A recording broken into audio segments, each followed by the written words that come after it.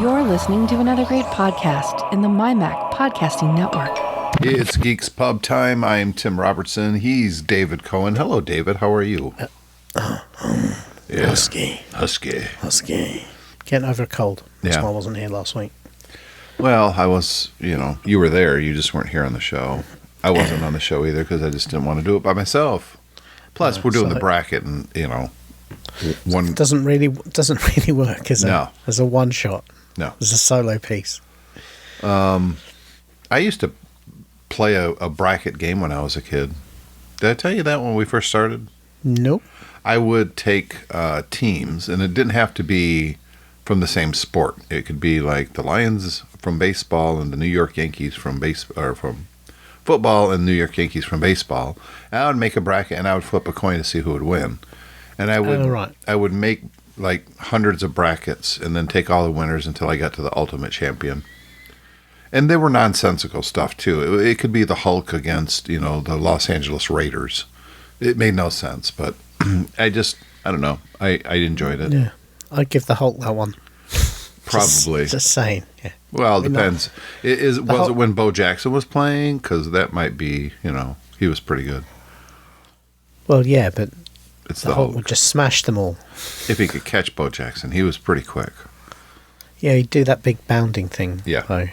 Though, the pseudo superpower he has, where depending on the plot, he can travel as far as he wants just by jumping. They kind of ruined the Hulk in comics, to be honest. His latest couple years of comics have been horror-based, which I don't have a problem with horror, and people say, well, that's how his character started. It's kind of taking him to his roots, and I don't care what his roots were.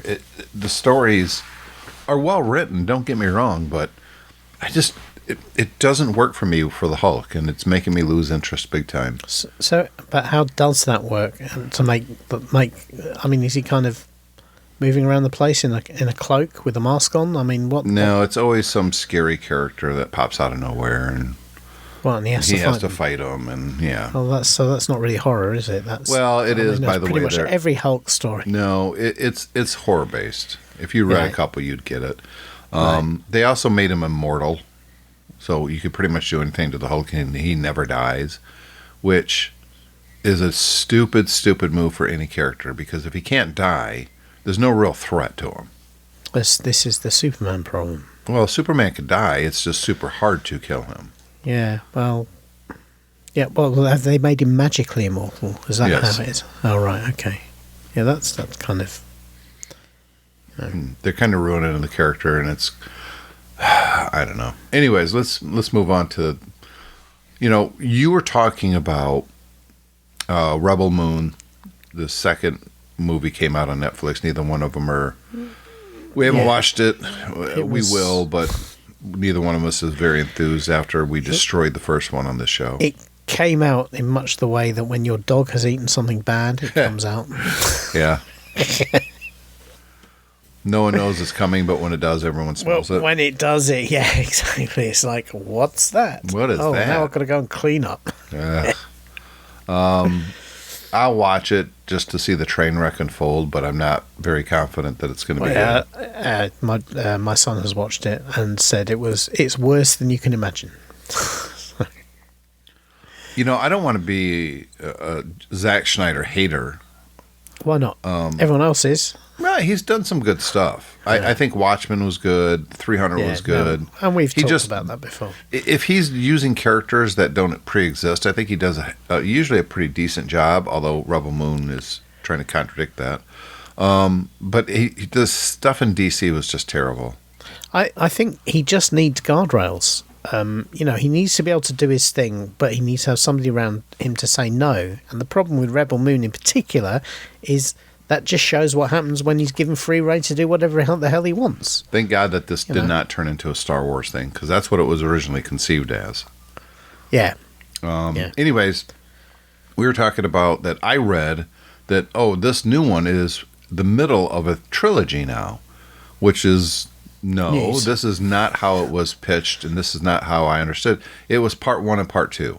It was one giant movie, but he had to break it up into 2 because it was too much.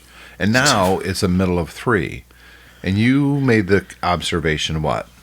I said, well, in just the way that the original Star Wars movie was retconned to be part 4 of 9, when in fact when they made it, it was not meant to be that at all. It was meant to be completely standalone, and they had to add all the stuff around it.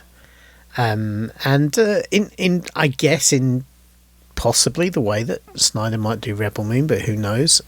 Because much like RebelMoon, Star Wars itself was quite derivative in that he was stealing ideas from all sorts of other classic Japanese and historical movies. That gave him enough scaffolding to actually hang the lore onto it, to actually make, certainly for the first 3 movies, to make it all hang together. Well, he did, when Star Wars did hit, it did say Episode 4, A New Hope. Yeah, I know, but that was a stylistic choice. Yes, and he was basing that off of the 40s and the 30s radio those stuff. kind of, exactly, and the Flash things you used Gordon to... Flash Gordon, yeah, and the things they used to show them on the TV, original black and white movie shorts on TV here in the when I was a kid, with the ships with the sparklers out the back and everything. And that was the same thing. They were radio serials turned into movie serials. And so that's why it was Episode 4. It was meant to be like, well, this is in the middle of a serial. Yeah, it was a style thing. Yeah, it wasn't a cunning plan. He may have had ideas for movies that would come after, or maybe even before, and how they got here, but he was making one movie. And there was 0% chance that he was thinking it would be the success that it was. Yeah. Yeah. But... And in fact, everyone else didn't think it was going to be hugely successful. They thought it was good, especially some of his movie friends. But, Spielberg watched it, thought it was really great. But nobody thought it was going to be a blockbuster. And it became the blockbuster to end all blockbusters, really, because here we are, however many years it is. What's it, 50 years now? Not yet, 77, so we still have a few more years. Yeah, right. And it's still a living, breathing, very active money-making franchise. So it's probably bigger than it's ever been. Yeah, and don't get me wrong, that's exactly what Snyder was deliberately trying to do with RebelMoon. Sure. Yeah, and quick question: can you name one character from RebelMoon? Thank you. Yeah. Neither can I. No, because no one cares. No. Nobody. Well, yeah, you can. I can. If I think hard enough, I can remember some of the characters. But you can't remember their name. They can't remember their names. Right. There's Action Chick. Chick who got rid of left the bad guys, but maybe they're not really all that bad guys. And yeah. There's a dog or something. There's broody handsome farmer. Yeah. Yeah, and there was a robot who there's cool. English, the best part of English it robot disappeared the entire time. Yeah. The only thing that I really was interested in just disappears for 95% of the movie. You see, here's the thing. That is quite a good idea. So why not just do that? Do the movie about the robot. It's hard to have a brooding robot. Well, it doesn't need to be brooding. That's drenched in sweat all the time. Yeah, that's right. Yeah, but you could do slow motion with the robot, I guess. That's true. Yeah. Yeah, but is the robot just moving slowly, or? Yeah, I guess you watch it and say, does somebody need to oil that robot, or is this a stylistic choice? And how do robots ever miss a shot? I know. Yeah. I mean, it's a robot. Yeah. You give a robot a gun, it's not going to miss. You wouldn't imagine so. Well, it's computerized. I mean, it's going to nail the target every time. Unless something happens between it taking the shot and the shot hitting the target that it didn't see. So I guess all that, but that would be fairly rare. With current technology, we could take a 3-ton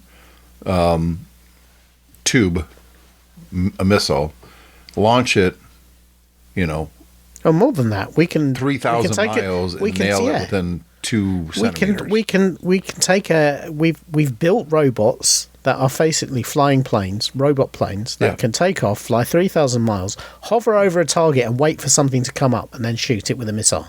Yeah. So you're absolutely right. It doesn't make sense that robots miss. Especially in the future. Yeah. Because they're all in the future. Even Terminator came back from the future. Well, to be honest with you, I'm kind of glad that we don't have humanoid robots that never miss now, because people would use those in bad ways. Oh, I don't know. I think human race is great. We don't do anything evil. I'll watch it, but I'm just not. You just don't care. We don't care. I don't really. Who cares about Snyder? I tell you what I do care about is I watched the first season of Fallout on Amazon. Now, Fallout is based on a video game series that I've never played, and I really didn't have any, oh my gosh, they're coming out with this, but I saw the trailer months ago, and I thought, oh, that actually looks kind of interesting. I don't know anything about the characters at all, but it looked very stylish, and it looked kind of cool. It also looked kind of gruesome, which way it is. It's not for little kids on any level. Groggins is in it. He's one of my favorite actors. I really like that guy. He plays the ghoul. And I didn't know, when I saw the trailer, I'm like, I don't know if I want to look at this ghoul's face all the time with his nose missing and looking in. Most people in universe are kind of like that about the ghouls. Kind of a good point. So I watched the first series. Dude, I'd give it an A+. It was fantastic. I mean, the long used to be this joke that you couldn't do video game adaptations, and they've just been getting better and better and better. And they have. This is amazing. Absolutely amazing. I was familiar with the Fallout universe, but I'd not really played the games. I think I might have played 20 minutes of Fallout 3.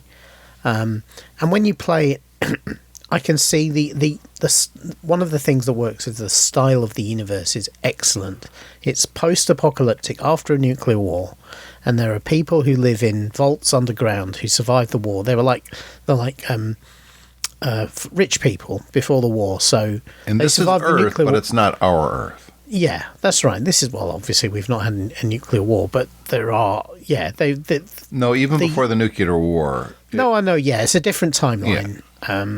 But the idea is that at some point in the future there will be this nuclear war, and there will be people who survive on the surface, and then there will be people who are privileged but cut off from humanity who survive in these vaults. And what happens when these two worlds mix together? And that's what this show is about. It's what the video games are about. And I understand why the video games are so beloved, because it's an incredibly rich world. The Vault Dwellers kind of have this... They have a lot of technology, but it's kind of this retro 50s style technology that's a very popular science fiction, but it's done very well here.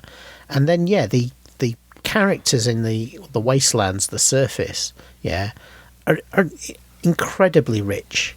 And they've just taken this and you kind of look at it and you think, why did nobody do this before? Because this is awesome. Yes. And it is absolutely awesome. And it's not steampunk, but it's some of it kind of smacks of steampunkism. Well, they just take so many different genres and blend it in a way that you just completely accept. I didn't realize you had watched this yet. I've watched some of it. I haven't watched all of it yet. Yeah, I couldn't stop watching it. It was my before work show.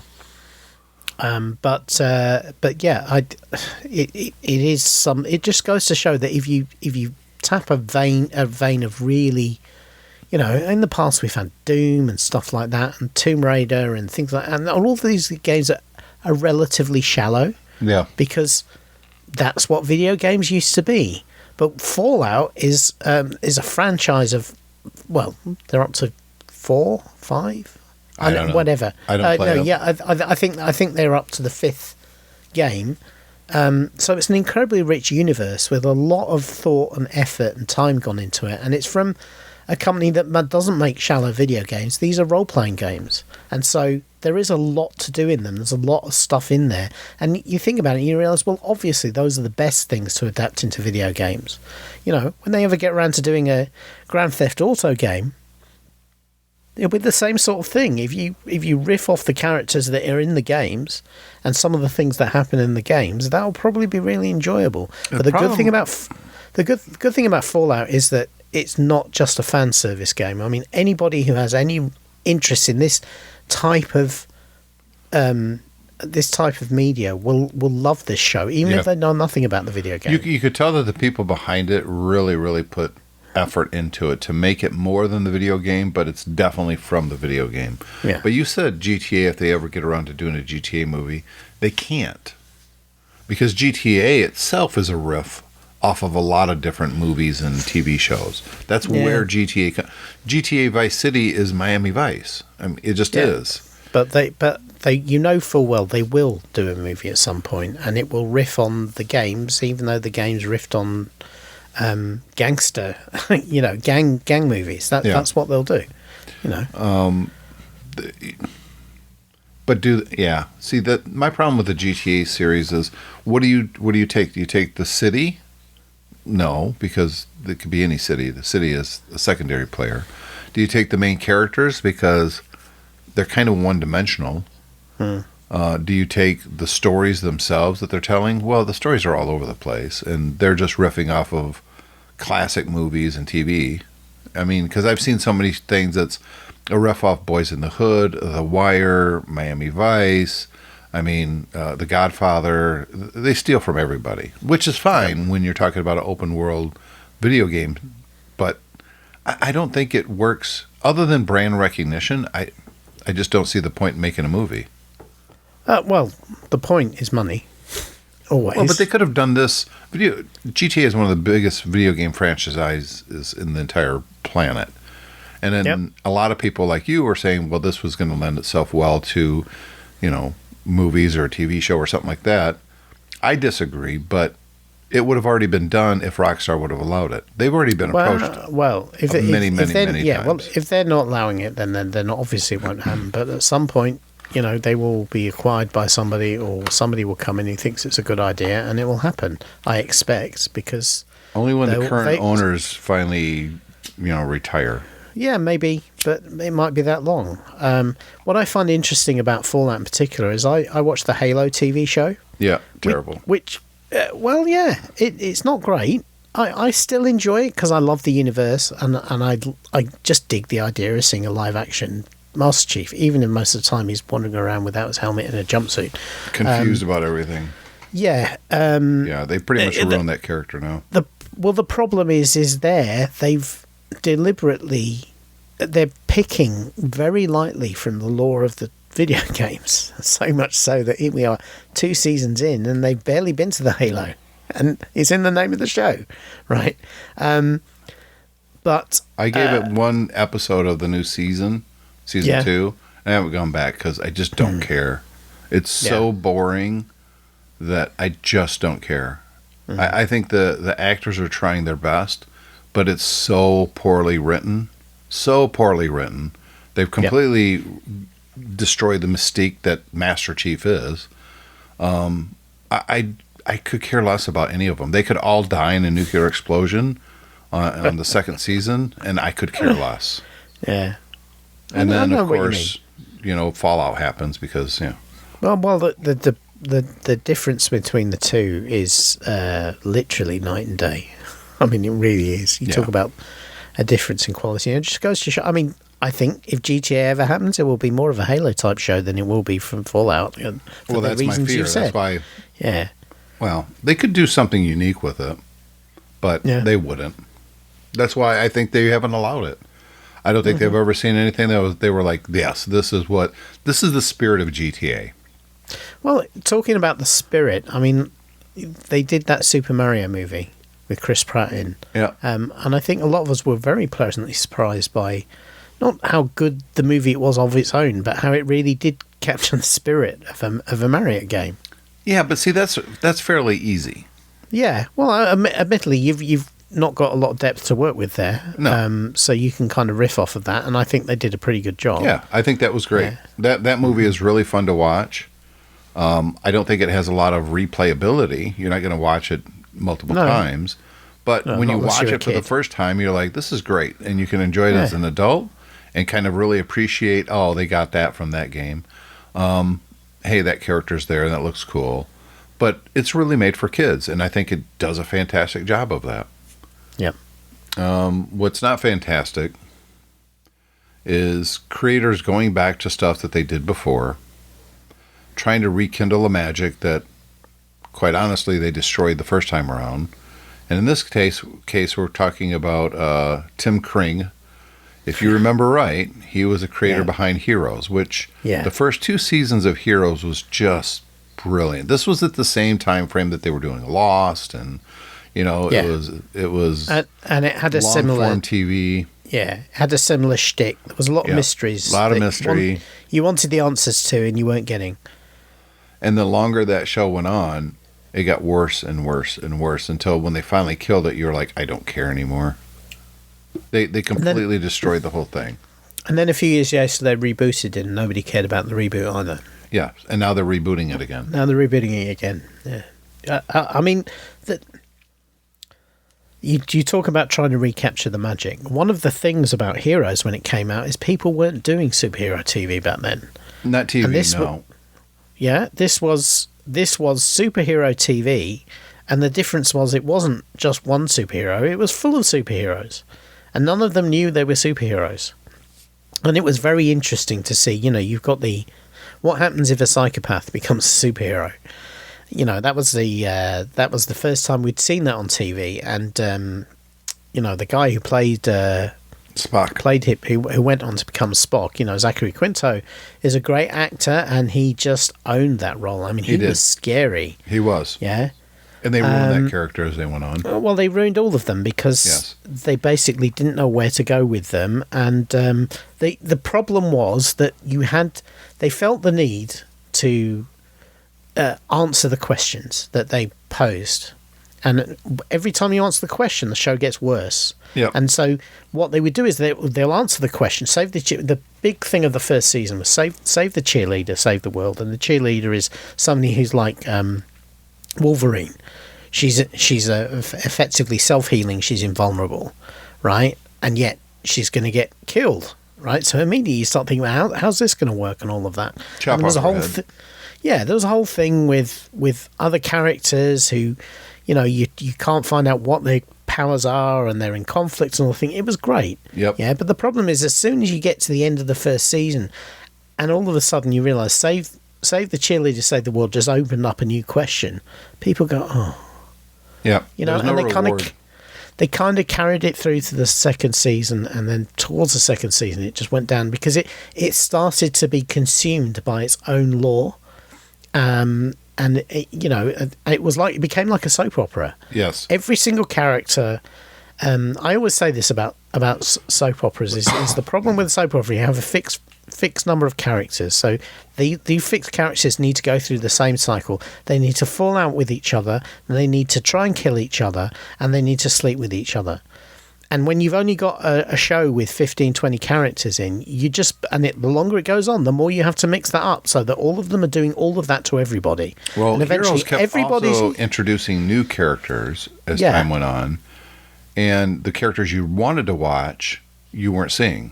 Yeah. And then when you finally got back to them, their story would take a twist. Like the bad guy kind of became a good guy for a while, and you're like, no, this is the bad guy. So with him rebooting this whole thing, now I'm glad he's not saying it's a continuation, it's a reboot.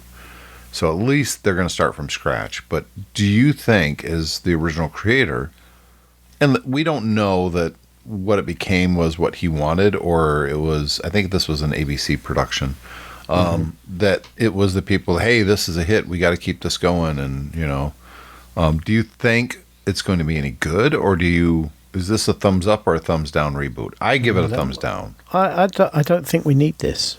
That's the problem, is if you want to do superheroes on TV, do superheroes on TV. You don't need to hang it on.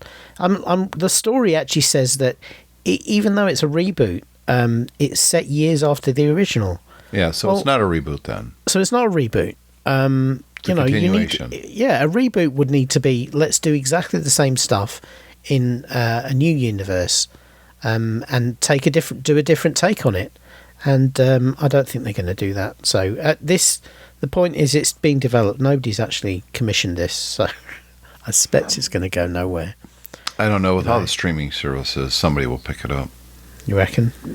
I mean, it's got recognition. We're talking about it. Well, yeah, but the problem is some of the recognition it's got is not that good because people remember how the first one fizzled out. So I don't know. It's been over a decade. We'll see. And Look, Tim King I'm not. he's not been hugely successful since. Well, he that's did, kind of why he's rebooting this. Yeah, he did a Bourne series that was on Amazon for a while. That was not good. Yeah, but I'm never hoping for the negative. I'm always hoping that this is going to be great. And if they do come out with something and it's great, I'm all for it. Don't get me wrong. But I think that Heroes, and I'll be honest with you, I really do think this was studio interference. I think the studio made it more than what the original creators wanted to do. And nowadays, the creators have a lot more power when it comes to this stuff. Fair enough. So, I'm rooting for it, but I'm still giving it a thumbs down. Yeah. This one kind of hurts me a little bit. Star Wars Lower Decks is ending after season 5. I don't understand why. Why are they stopping this show? My guess is they're going to have a new animation series to replace it.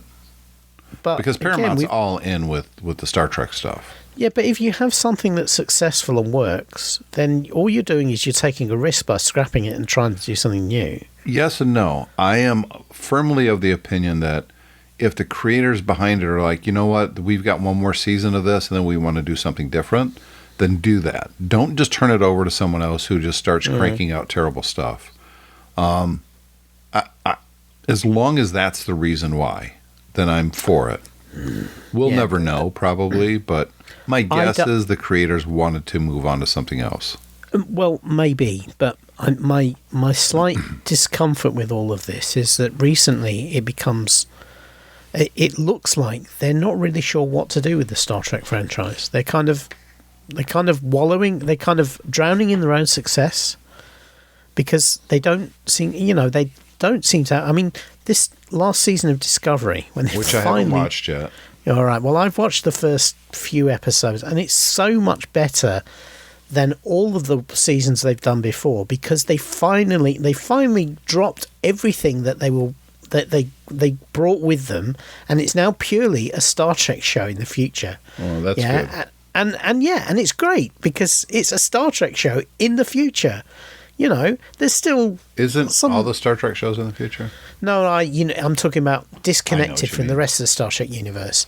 And they've got some particularly cool tech on that show, and the way they use it is now just being like, instead of them being special, right? They're just another starship. All right, they have particular qualities. They can teleport the ship out wherever they want, which is used to Starfleet's advantage. There is still a little bit of, that same thing is like, why do the captains do all the work? Which is actually something that Lower Decks, I think, mocked brilliantly about how the senior staff take all the credit and live their life with this incredible luck and all of this sort of thing. And then there's the poor schlubs in the Lower Decks who are actually doing incredible things as well. Nobody gives them any notice. So Discovery still suffers a little bit from that, and they're also having to do some dancing around some of the choices they made with the characters in previous seasons, and they want to keep them on screen. But generally, it's a much better. This is the best season from the start that I've watched, and this is the last season. But up until now, though, we were both like, they need to end this show. Yeah, because it was the weakest of all the new Star Trek reboot stuff. Yeah, but because Discovery has been cleared for another season beyond the one that's already filmed. Yes, it has. No, has it? Yes. Or is it next season that's going to be the last season? I thought this was the last season. I'm pretty sure this is the last season. No, Discovery. That's the first one, the new one. Yeah, Star Trek Discovery. Yeah, I'm pretty sure this is the last season of Discovery. Which one am I thinking of? The one with the teleporting ship and the other one. Michael Burnham. No, the other one. Strange New Worlds. Strange New Worlds. Well, I'm not surprised that's continuing on because that's a brilliant show. Exactly. Yeah. But it's not in the future. It's a prequel, which is fine because it's so well done. Yeah. Picard, all 3 seasons were good. I think some are better than others. I think the first season I'd give it an A. The second season, a B. And the last season, an A+. Yeah. And it doesn't look like that's continuing, or maybe it is. I'm not sure. Well, this is what I mean, is, they had the best received season of Picard, and they deliberately set it up to spin off a show from it. Yeah. Well, yeah, to finish Picard, but to spin off a new show. The studio from it. didn't do that. The creators did. Yeah, but hoping that they do it. But what's wrong with the studio? Are they stupid? Right, this was the best received season of a property that linked back to the past, but also took you forward to a new franchise, a new series, and they're dithering about when they're going to do it or not. You know, why? I mean, you just have to look at that, and as soon as surely the Strange numbers New came Worlds out is the only one that's going forward. Yeah, this is what I mean. This is what I don't understand. I don't think they really understand what to do with their franchise. I think there's more going on than they've just made publicly available, which is why they're lowering or they're canceling, or they didn't say it's canceled. It's ending with season 5, which I'm fine with. Again, if there's something planned. And just because we don't know the plan doesn't mean that they're stupid. Yeah. We just don't know what they're planning. So I'm okay with season 5 being the last of Lower Decks. 5 seasons, each.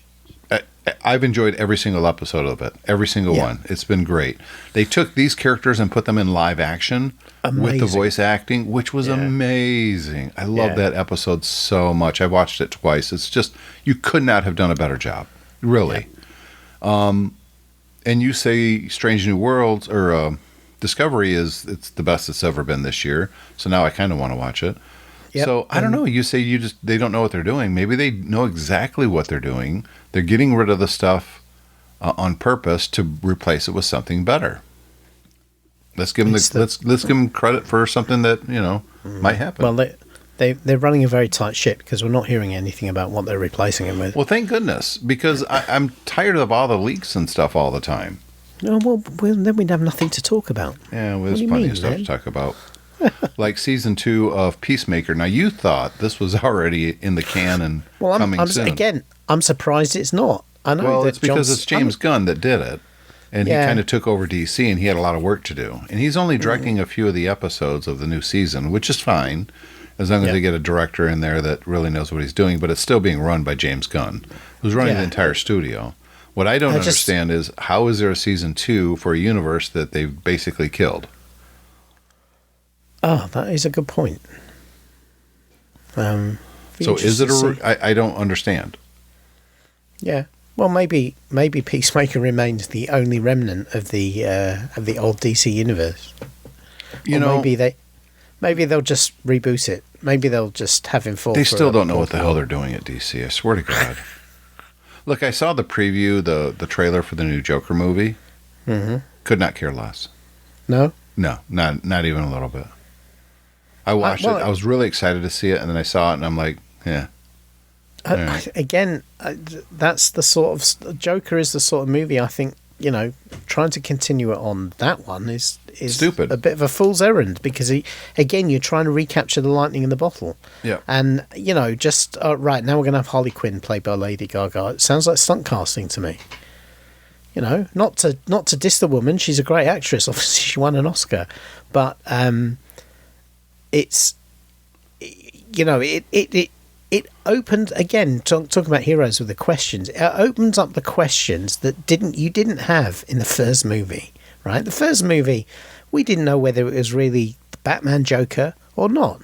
There were hints, there were suggestions, there was misdirection. Halfway through the movie, you find a lot of what you've been watching is all in his head, which kind of makes sense for the Joker. Yeah, and then obviously he turns into a anti-hero, which is what the Joker actually is in our universe, because a lot of people admire the Joker even though he's evil. Yeah, and then the film ends and you just start and think, that was really clever, that was really good. And now if you've got Harley Quinn in there all of a sudden, well, it's like, well, that suggests this directly is the Batman Joker. And at that point you start thinking, well, does that work? Does that not work? Where is Batman? What I wanted in a Harley Quinn character, or movie, I should say, is how she becomes Harley Quinn.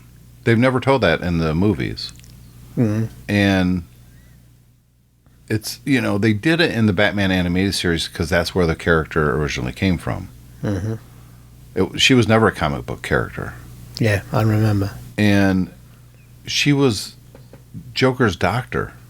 Yeah. And he that's right. completely corrupted her. What a story to tell.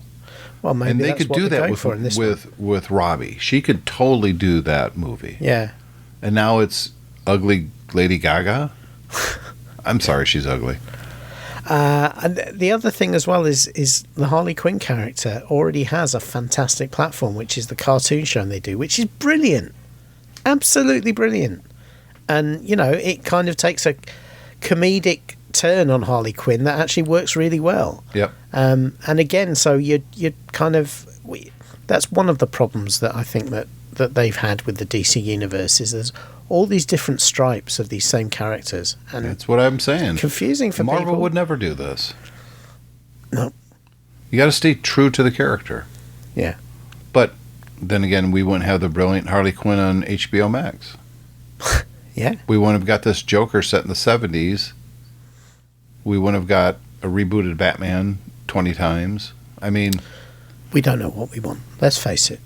I think we do, but the difference is the people in charge doesn't know what we want. No, because the people in charge, I think the fundamental problem with a lot of this is the people in charge are just people too. They all think that they're incredibly clever and they're all media geniuses, but 90% of them aren't. Well, here's my issue with James Gunn. He comes in and he says, okay, you know what, none of this stuff is working. We're going to reboot everything. And all of DC is going to be under one umbrella. It's a shared universe. Except for this Batman movie. Because that was already pre-approved. It was already done. And the Aquaman movie was already done. And the Flash movie was already done. So those are going to run its course. And then after that, it's a reboot. Except the Joker stuff, because that's different. And you know what? I did the PeaceMaker, and even though it's set in the DCU, I really enjoyed doing it. My wife's on the show. It was really popular and funny. So we're going to keep that one too. So what has changed? Yeah. You're just recasting roles? What's different?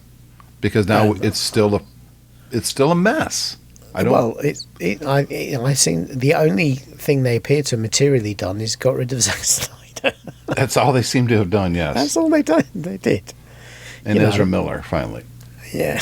Well, after they let him make a movie again, which was terrible. It had some good parts in it, but it was still terrible. Well, the third act ruined it. Up until then, I was actually quite enjoying it. Yes, but, I agree. Yeah. But once again, they have the Marvel problem. They don't know what to do in the third act. Yeah. It's got to be a big, bright light in the sky somehow. Anyways, let's get on to what everyone listening to this episode has been dying for, I'm sure. It's our bracket. 40 minutes of fluff, yes. And now we get to the meat. Get to the meat. It's our bracket. This is the second round of Season 2. These are all of our winners from the last couple episodes going against each other, so we can start nailing it down a little bit. And the first one we've got, both of these won pretty handily, to be honest. But this is not as clear-cut as you may think. We have the 2012 The Avengers movie against 1997's Men in Black. Now, we both agree Men in Black is such a good movie. I mean, it's the one that really made Will Smith a superstar. Is it? Did he do Independence Day before or after? He did, and that was still more of an ensemble movie. Yeah. This is the one that really made Will Smith, I think, who Will Smith is. Yeah, and I'm pretty sure he slapped people in this one too. He did, quite a few. Aliens. But is it better than the first Avengers movie? Which I'll be the first to say, the very first Avengers movie, and I know I've said this before in the past here on the show, is almost a perfect superhero movie. Yes, I know it's Josh Whedon and all the issues there and all that, but there's something about seeing these characters on screen for the first time at the level that you're seeing them. Yeah. It just wasn't done. I wanted this movie to be good so bad, and I was so scared that it would suck, and it was so good. Yep. And this, amazingly, this was one that had a good third act. Yeah. I mean, really. Yeah, it's almost a perfect comic book movie. Yeah. I think so. But having said that, Men in Black is almost the perfect sci-fi comedy. It is. You know, so this is kind of tough. I'm inclined to lean towards the Avengers because actually they got a lot more good movies out of that. They did. Whereas Men in Black, progressed. The films got progressively worse the more they. You know, there were some good parts in the sequels, like the third one where Will Smith actually meets his dad for a minute. I thought that was really cool. It had its moments, but as a general rule, they're pretty bad. But we got to judge it from just this movie. We can't say, "Oh, it got worse over time."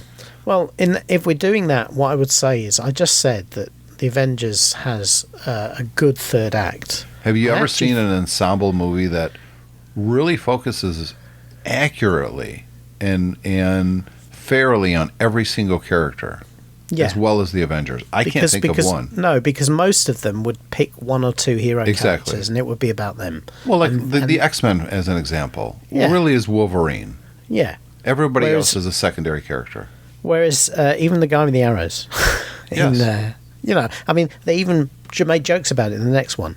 But the point is that, they utilised the skill sets of the Avengers to fight off an invasion, and everybody is holding their own. And you just think, this is why they are the Avengers. I have to say, on that criteria, I always thought the third act of Men in Black was weak. Oh, I agree. The whole bug climbing up the thing, and I mean, it was a cool idea to have him go to the whatever it's called, the World Expo or anything, and that's actually a spaceship. It kind of was, but it is kind of weak. The alien has been ahead of them the whole movie, and then at the end they just shoot him down out of the sky. Yes. I just thought it was not a great denouement for the movie. Yeah. But then, having said that, I think the MacGuffins in Men in Black have always been a little bit weak. It's one of these things, something happens, the Men in Black have got to go and recover it, fix it, whatever, and off they go, and that's the excuse for what happens. Yep. And all the stuff that happens. So we agree with the Avengers. I think it has to be the Avengers. Yeah. The next one, I think this is fairly simple. Superman 2, 1980, with General Zod and all that. Christopher Reeves as Superman. Against a decade later, Teenage Mutant Ninja Turtles. Now, as much as that is a really fun movie, I don't think it holds a candle to Superman 2. No. Because Superman 2 is also almost a perfect superhero movie. Yeah. In fact, it was better than the first movie. It was question. Much better, even though I know they filmed them both at the same time, but it was a much stronger movie than the first movie was, even though the first movie introduced the character and everything, because it had Kryptonians fighting each other. What more can you want? Exactly, and it was pretty cheesy action, but well, you say that now, by modern standards it is, but at the times that was so ambitious for them to go and say, we're going to have Kryptonians fighting each other in the middle of a city, and we are going to have people being thrown around and destruction and all of that sort of stuff, and actually, some of the people who come later, like Zack Snyder in his Superman movie where he had a battle in the city, could learn some things about the because one of the key points about that fight is that effectively Superman realizes he can't win because they can always hurt people around him, and he can never fight them because he's got to protect the people. Yeah, and he tricks them, and that's how he wins. It's a great movie. It really is. Yeah. And clearly it's a better movie than Teenage Mutant Ninja Turtles. Yes. Yeah. Next, both of these won. Now, the first one is Watchmen, who beat 2011's Thor.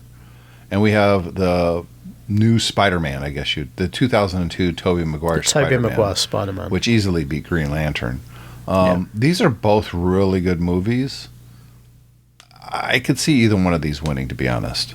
Yeah. But when I think about the joy of either one of these movies, Watchmen is really dark, which isn't necessarily a bad thing, and Spider-Man isn't. But Spider-Man is so much more an inspiring character in this movie.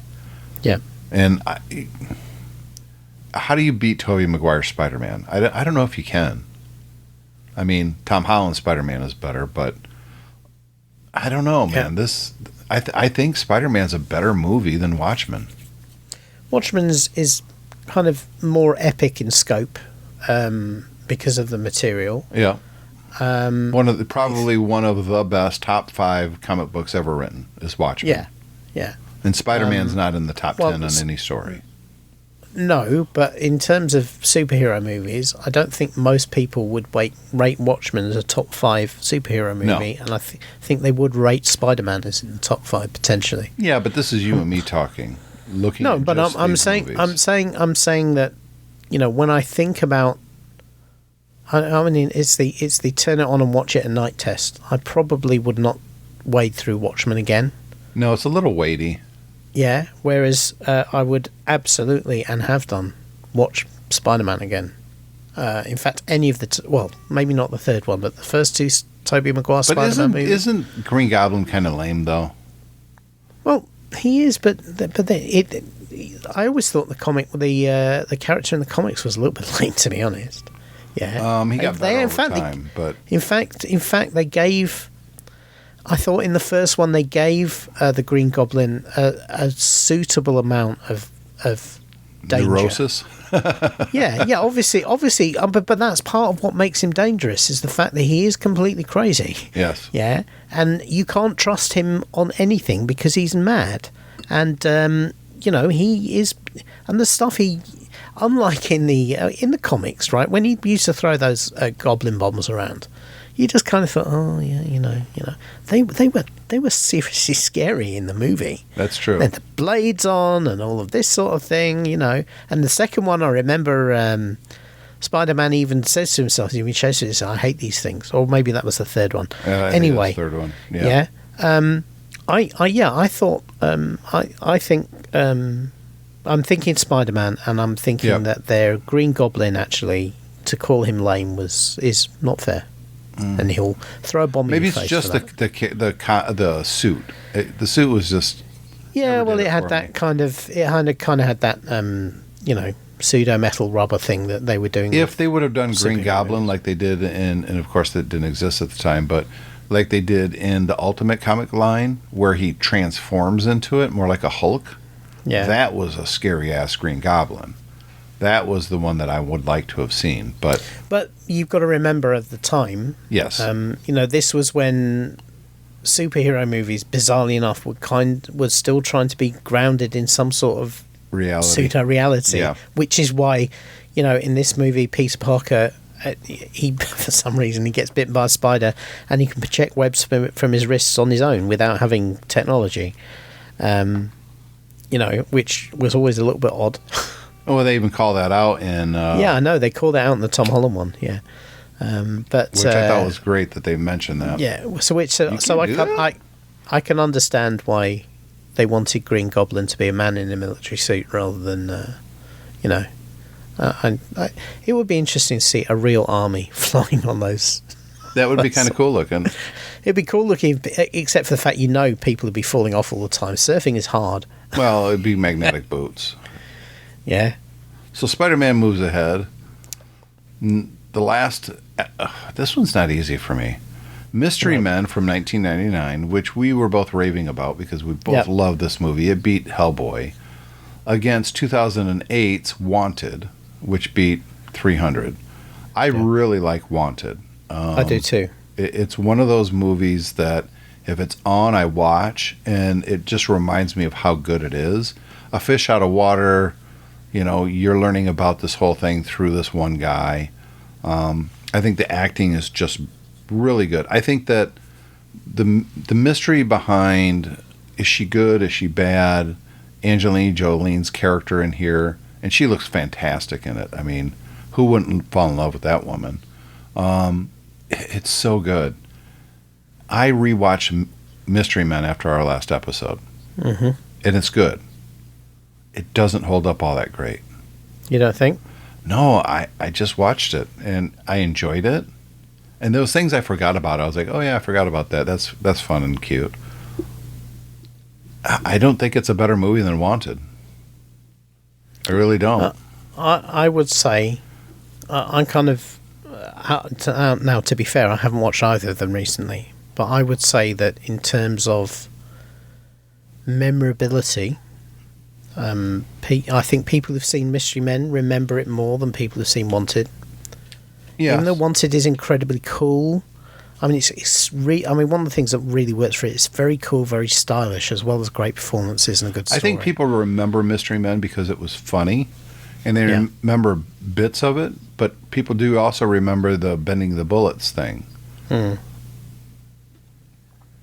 mean, Wanted is really just a one-trick pony. They can make bullets go around in a circle, right? Or they can fire them for a long time, or... Yeah. They've got bullet powers. Yes. Whereas Mystery Men, only one person actually has powers in the whole movie. Well, no, there's a couple. But the third act is really bad in Wanted, or in Mystery Men. Yeah. It's really bad. They put their team together and they storm the castle and they have fights, and it's not great, man. I loved it up until the third act, and then it just it felt like they kept postponing that third act to do stuff that wasn't necessary. Like when the main character walks away and he can't do it and he has doubts, and then he comes back and I don't know. I don't think it really holds up as well as you thought it did. Okay. And the way I thought it did in the last episode that we just did. Yeah. Well, I can't argue because I haven't watched it recently, so I'm prepared to take your direction on this one. But I really like the stylistic choices in Mystery Men too. Yeah. I mean, it's very memorable. And it takes the piss out of superhero genres. But I think it did it too early. I think if Mystery Men came out now, it would be a bigger hit. Because it has much more to work with. Because people would mock 25, 30 Marvel movies and other DC movies and all that, and people have done that. So, I agree with you. It will be a much bigger hit now. And in fact, you could argue that there are. I mean, if you look at something like the Invincible cartoon, that kind of mocks a lot of the people with powers. Yeah. As I say, I've not rewatched Mystery Men recently, so I can't. It feels like it feels like a late '90s, early 2000s movie. It really does. It is. But it's of that time. Yeah. Whereas I think Wanted, they could make Wanted right now and it would be the same movie. Yeah. It really wouldn't change anything. It's a much more serious movie. I mean, obviously, it's whereas Mystery Men's a comedy. Yeah. So I don't know. I lean towards Wanted only because I watched Mystery Men and I was like, yeah, okay. I'm prepared to allow it. All right, so we're going to move Wanted up. It's going to get killed in the next one. Next episode is going to be this. Honestly, this is probably going to be the hardest one that we've done of all of the brackets that we've done. The Avengers against Superman 2. That's not an easy choice. And then Spider-Man 2002 against Wanted. I think we already know that Spider-Man is probably going to crush it. I might have to rewatch Wanted between now and then.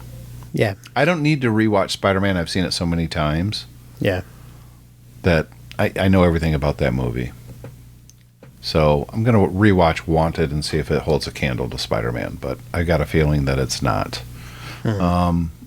But Avengers and Superman 2, boy. Yep. I mean, those are some of the very best comic book movies of all time.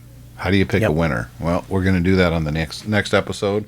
Probably at least 3 weeks away. David's going to be on vacation next week, which is going to push Tech Fan back a week, and that's going to push this show back a week after that. So we're 3 weeks out from our next episode. And so if anyone has any strong opinions either on what we've talked about or what's coming up, then please share them so we can make this a group decision. And the easiest way to do that is just send us email to our other show, theshow@techfanpodcast.com. That's the easiest way of doing it. Yep. I'll see you in 2 weeks, my friend. See you then.